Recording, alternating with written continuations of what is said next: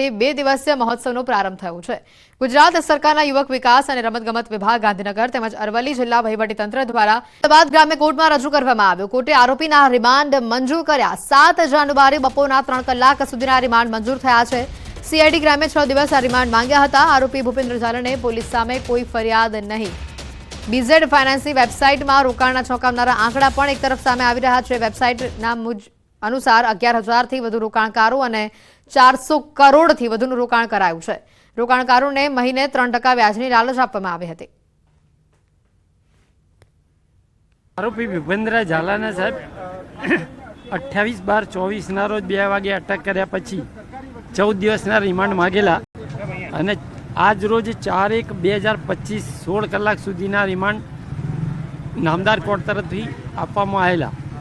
આજે તપાસનીશ અધિકારી તરફથી બીજા 6 દિવસના રિમાન્ડની 10 કારણો સાથે રજૂ કરી અને માંગણી કરવામાં આવેલી।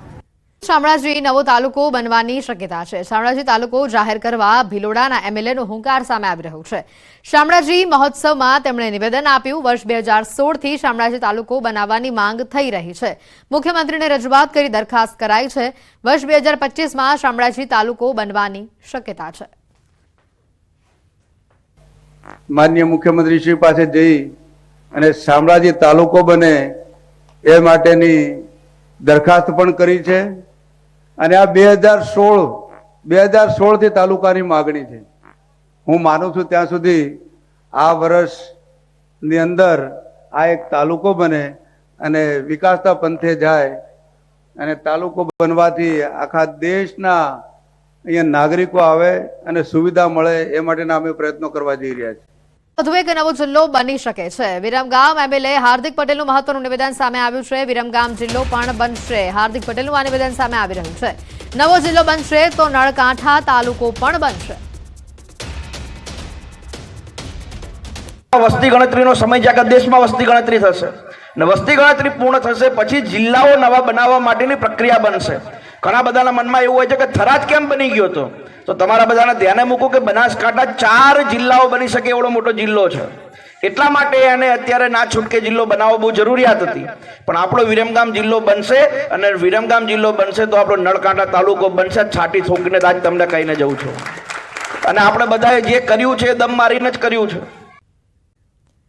બનાસકાંઠામાં જિલ્લા વિભાજનનો વિવાદ થંભવાનું નામ નથી લઈ રહ્યું। જી હા, બનાસકાંઠાના ધાનેરામાં વિભાજનના વિરોધના હાથમાં બેનર્સ અને સૂત્રોચ્ચારની સાથે લોકોએ વિશાળ રેલી કાઢી પોતાનો વિરોધ દર્શાવ્યો છે। લોકોએ ધાનેરાના મામલતદારને આવેદનપત્ર આપ્યું છે। રેલી સાથે તેમણે માંગ કરતા કહ્યું છે કે ધાનેરાનો સમાવેશ બનાસકાંઠામાં જ કરવામાં આવે। મહત્વનું છે કે આ બાબતે ધાનેરામાં બંધનું પણ એલાન અપાયું છે, જેમાં વેપારીઓએ ધંધા રોજગાર બંધ રાખી આ બંધને સમર્થન આપ્યું હતું।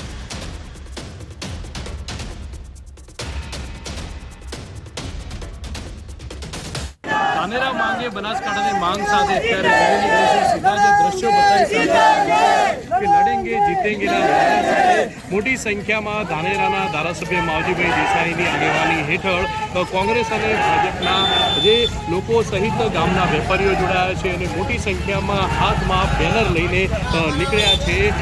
અમારે થરાદમાં નથી જવું, અમારે બનાસકાંઠામાં જવું છે તેવી માંગ અત્યારે થઈ રહી છે। થરાદ તાલુકાનું શૈક્ષણિક જોડાણ બનાસકાંઠામાં છે તેવી માંગ સાથે આ મોટી સંખ્યામાં ગામના લોકો જોડાયા છે અને અત્યારે નાયબ કલેક્ટર કચેરી પહોંચીને આવેદનપત્ર આપવાના છે। આજે વહેલી સવારથી જ ધાનેરા સજ્જડ બંધ જોવા મળી રહ્યું છે અને ધાનેરા બંધને જે કાર્યક્રમ આપવામાં આવ્યો હતો તેને લઈને લોકો સમર્થનમાં આવ્યા છે। કિશોર તુવર, ન્યૂઝ 18 ગુજરાતી, બનાસકાંઠા।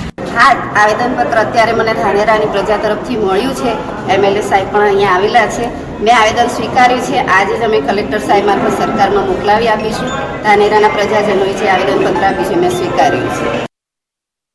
બનાસકાંઠા જિલ્લાનું વિભાજન કરતા વિરોધનો વંટોળ વધુ વકરી રહ્યો છે। વેપારીઓ વેપાર ધંધા બંધ રાખી રેલી કાઢી રોષ ઠાલવી રહ્યા છે, તો કેટલાક લોકો કહી રહ્યા છે કે 2 જિલ્લાના વિભાજન ભલે કર્યા પણ અમને તો બનાસકાંઠા જિલ્લામાં જ રાખો। ત્યારે શિહોરી અને થરાદ બાદ ધાનેરા બંધ રાખી લોકો ભારે રોષ ઠાલવી રહ્યા છે। ધાનેરા હિતરક્ષક સમિતિ દ્વારા ધાનેરા બંધનું એલાન આપવામાં આવ્યું છે। ધાનેરાના લોકોની માંગ છે કે ધાનેરાને બનાસકાંઠા જિલ્લામાં જ રાખવામાં આવે। અગાઉ કાંકરેજના શિહોરીમાં પણ લોકોએ બંધ પાડી રોષ ઠાલવ્યો હતો।